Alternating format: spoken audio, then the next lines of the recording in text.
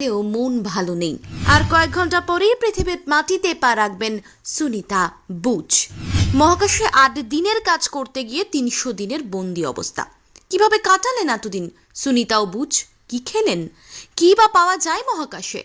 জানা যাচ্ছে মহাকাশে থাকলেও খাবার নিয়ে নাকি কোনো কষ্টই পেতে হয়নি সুনিতা উইলিয়ামস এবং বুচ উইলমোরকে।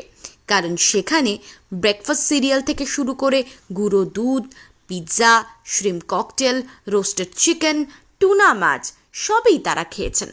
কি শুনে অবাক হচ্ছেন তো? এসবও পাওয়া যায় নাকি মহাকাশে? যেহেতু মহাকাশে তাজা শাকসবজি বা ফল পাওয়া সম্ভব নয়, তাই তারা প্যাকেজ করা শুকনো ফল ও সবজি খেতেন। ৩ মাসে মাত্র একবার ইন্টারন্যাশনাল স্পেস স্টেশনে তাজা শাকসবজি ও খাবার পাঠানো হয়, সেগুলোই প্যাকেটজাত করে রাখা হয়। এখানেই শেষ নয়, মাছ মাংসও খান মহাকাশচারীরা।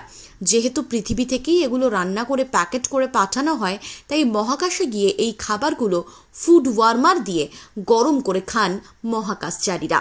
এর মধ্যে ডিহাইড্রেটেড স্যুপ, স্টুও থাকে মহাকাশচারীদের মেনুতে, তবে সেটা থাকে পাউডারের আকারে।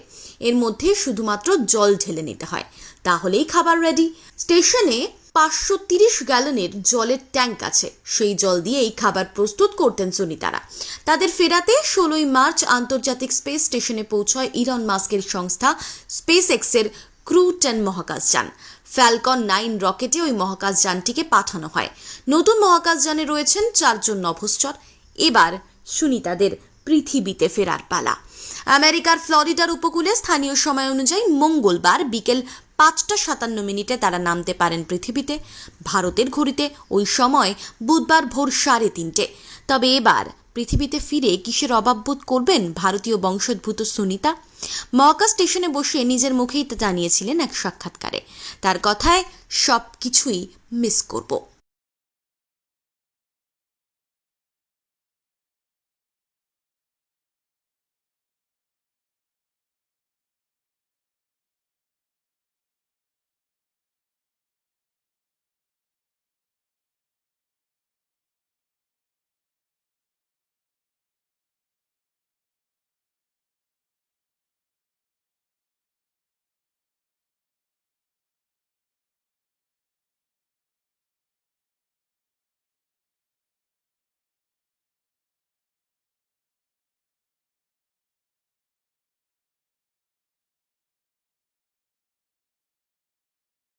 Bureau report, Bengal live.